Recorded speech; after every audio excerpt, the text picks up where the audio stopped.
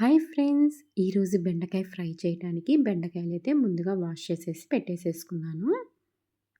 మనం ఎప్పుడైనా vegetables cut చేసే ముందు ఒక హాఫ్ ఎన్ అవర్ ముందైతే వాటర్‌లో పోసేసుకొని కొంచెం సాల్ట్ యాడ్ చేసేసి పెట్టేసేసుకోవాలి.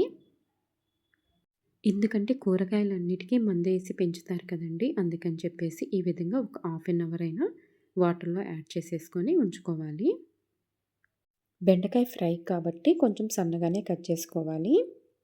నేను ఫస్ట్‌లో మర్చిపోయి కూరకు కట్ చేసినట్టు కట్ చేశానండి. ఇంక తర్వాత సన్నగానే కట్ చేశాను. నేను ఫ్రై ఐటెమ్స్ తక్కువగా చేస్తాను. ఇంక పాప కోసం అడిగితే ఇంకప్పుడైతే చేస్తాను. మా వారికైతే కర్రీసే ఇష్టము. ఒక్కోసారి బెండకాయ ఫస్ట్ బాగున్నా కూడా మధ్యలో పుచ్చైతే వస్తదండి. అప్పుడు కూడా మనం చూసేసి వేసుకోవాలి జాగ్రత్తగా. ఈ విధంగా బెండకాయలు మొత్తం కట్ చేసేసి పెట్టేసేసుకున్నాను. మనం బెండకాయ ఫ్రై కానీ, కర్రీ కానీ చేసేటప్పుడు ఈ బెండకాయని ఒక హాఫ్ ఎన్ అవర్ ముందే కట్ చేసేసి పక్కన పెట్టేసేసుకుంటే జిగురనేది ఉండదండి. ఇంకా బాండీ పెట్టేసుకొని ఒక టేబుల్ స్పూన్ అయితే ఆయిల్ అయితే యాడ్ చేశాను. ఆయిల్ హీట్ ఎక్కాక పల్లీలైతే యాడ్ చేసేసుకొని కొంచెం అయితే వేయించుతున్నాను. ఈ పల్లీలు ఆల్రెడీ వేయించినవే. మళ్ళీ అయితే ఒకసారి అయితే ఈ విధంగా వేయించుకుంటే టేస్ట్ అయితే చాలా బాగుంటాయి ఫ్రై చేసేటప్పుడు. ఈ విధంగా పల్లీలని కొంచెం ఆయిల్‌లో వేయించుకొని తింటే చాలా టేస్ట్‌గా ఉంటాయి కదండీ! ఈ పల్లీలు ఆల్రెడీ వేయించినయే కాబట్టి వెంటనే అయితే వేగిపోతాయి. చూసారు కదా! ఈ కలర్‌లో వేయించుకుంటే సరిపోతుంది.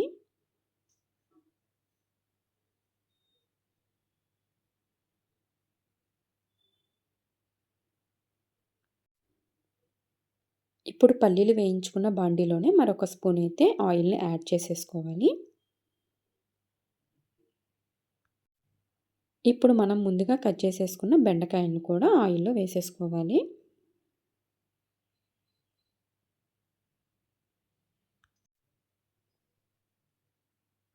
బెండకాయల్ని ఆయిల్‌లో వేసినాక ఒకసారి అయితే ఈ విధంగా కలుపుకోవాలి.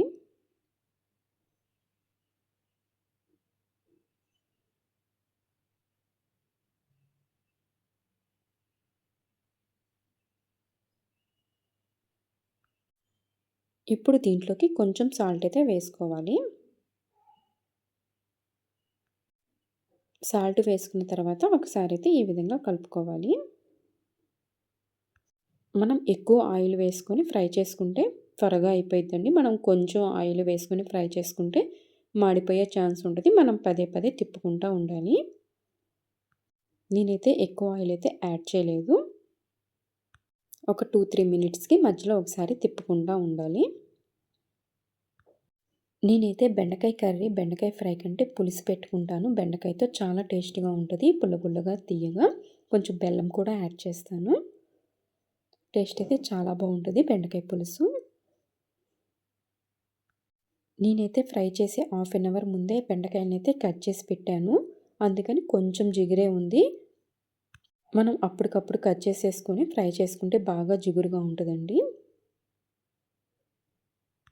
నేనెప్పుడైనా ఈ విధంగా ఫ్రై ఐటెమ్స్ చేసేటప్పుడు పొయ్యి మీదైతే ఈ విధంగా వేసేసుకొని డిషెస్ అయితే వాష్ చేస్తాను. ఒకేసారి 2 పనులు అయిపోతాయి కదా! మళ్ళీ మధ్య మధ్యలో కలుపుతా ఉండాలి కదా! అందుకని ఈ విధంగా అయితే చేస్తాను. చూసారు కదా! ఇంక బెండకాయ కూడా ఫ్రై అయిపోయింది. ఇప్పుడు దీంట్లోకి ఒక హాఫ్ టేబుల్ స్పూన్ పసుపు, అదేవిధంగా ఒక హాఫ్ టేబుల్ స్పూన్ కారం అయితే యాడ్ చేశాను. పసుపు, కారాన్ని యాడ్ చేసినాక ఒకసారి అయితే ఈ విధంగా కలుపుకోవాలి. ఇంకా ఉప్పైతే యాడ్ చేయలేదండి. మనం ఫస్ట్‌లో యాడ్ చేసుకున్నాం కదా! ఇంక అదే సరిపోతుంది.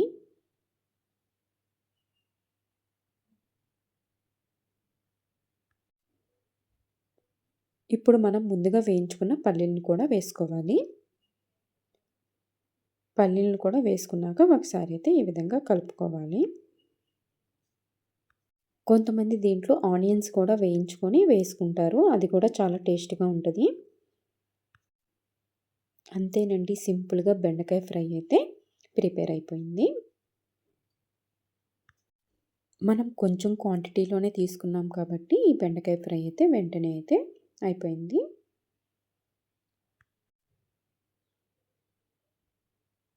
చూసారు కదా! టేస్ట్ అయితే చాలా బాగుంది. ఇంకా నేనైతే పాప స్కూల్ నుంచి రాగానే బెండకాయ కర్రీ చేశాను. త్వరగా ఫ్రెష్ అయిపోయిరా పెట్టేస్తాను అని చెప్పన్నాను. బెండకాయ కర్రీ ఎందుకు చేసావు? వేరేది చేయొచ్చు కదా! అని చెప్పేసి అడిగింది. ఇంకా తను ఫ్రెష్ అయ్యి రాగానే ప్లేట్‌లో బెండకాయ ఫ్రై చూసి చాలా హ్యాపీగా ఫీల్ అయిందండి.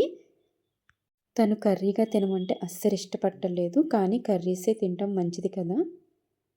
అందుకే ఎప్పుడో ఒకసారి ఈ విధంగా చేస్తాను. ఈ వీడియో నచ్చినట్టయితే ప్లీజ్ సబ్స్క్రైబ్ మై ఛానల్.